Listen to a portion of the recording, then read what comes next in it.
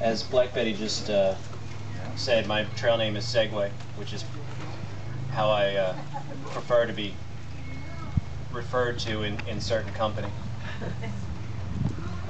I met Floyd in 2007, and instantly knew that we would get along fabulously. He walked into the Allentown Theater just after I had. He had on a light blue Alan Jackson t-shirt.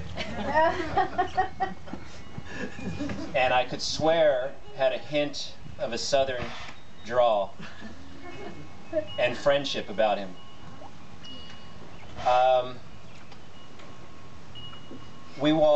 We met and walked downhill half a mile to a water source that was a dirty, muddy puddle.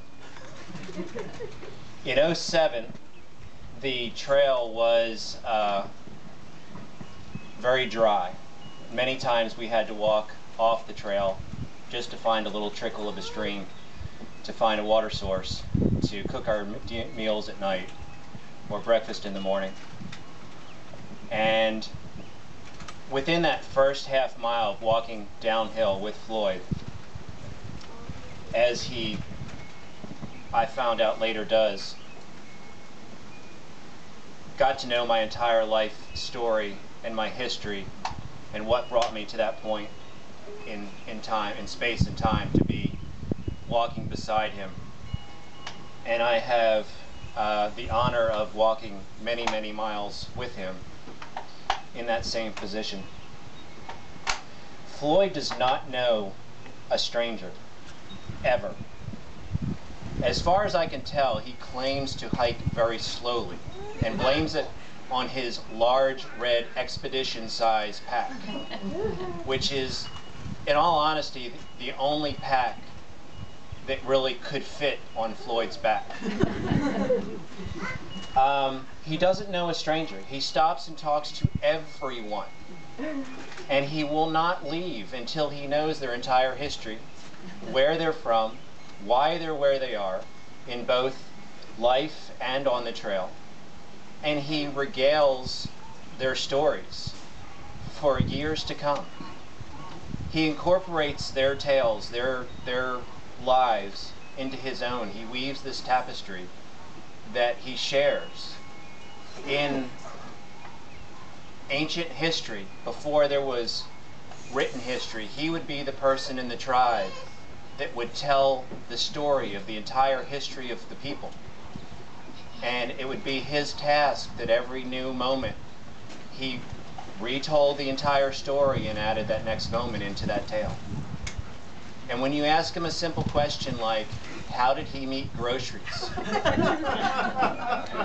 It ends up being an hour-and-a-half dialogue that again weaves 5 years of AT travels and all the people that he has met on the AT in between, you know, his first steps on the AT and up until the moment that he did indeed meet groceries, which you will hear that story in just a minute of the real story of groceries and Floyd.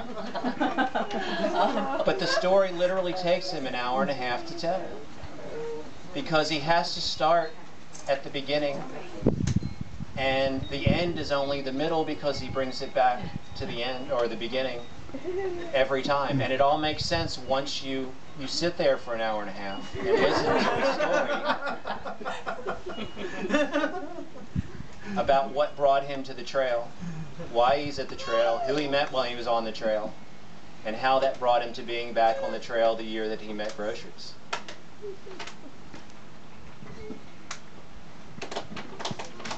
Let's see, what else do I have? Floyd brings random people together, as is attested by this smattering of people from his life, both school and trail and family, that he brings us all together in both physical and, again, with his storytelling. You know, you may never have met me before, but I'm sure, knowing Floyd, that he has mentioned me in more than one tale about losing something on the trail, or being lost, or hiking after dark, and being convinced that the tent platforms were not near the shelter, and me having to convince him to gather up all of his stuff in his arms and walk the 15 feet from the tent platform into the shelter after dark.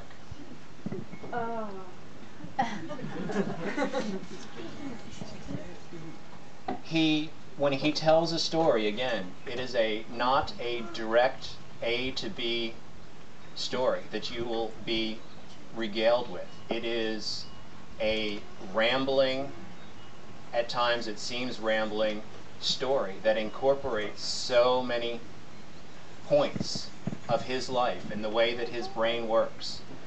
What is the mathematical name, the formula that looks like the conch shell? What is that?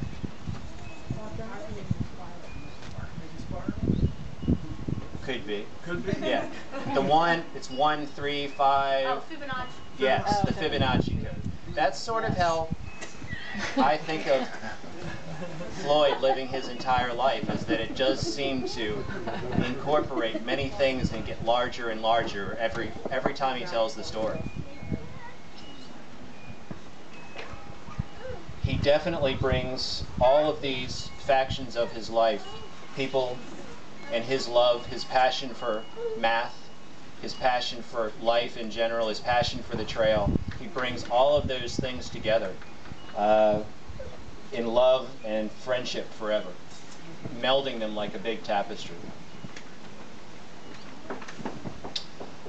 Floyd claims to be very clueless and very slow, and he will try and convince you of that till his dying breath. But because of him, we have all of these wonderful friends, all of these incredible stories and memories that we share on a daily basis with each other. And that's one of the wonderful things that I do love about the hiking community, the thru hikers. And the thing that I tell people about is that you may not remember every 20-mile day that you hiked, or you may not remember every slog up a muddy trail or down the other side, or swarm of mosquitoes that you had to hike through, but you will remember the people that you meet on the trail, and the stories that you make with those people, and the stories that you retell after those people are long gone. Floyd definitely epitomizes the greatness that is the Appalachian Trail community. And I'm glad to call you my friend.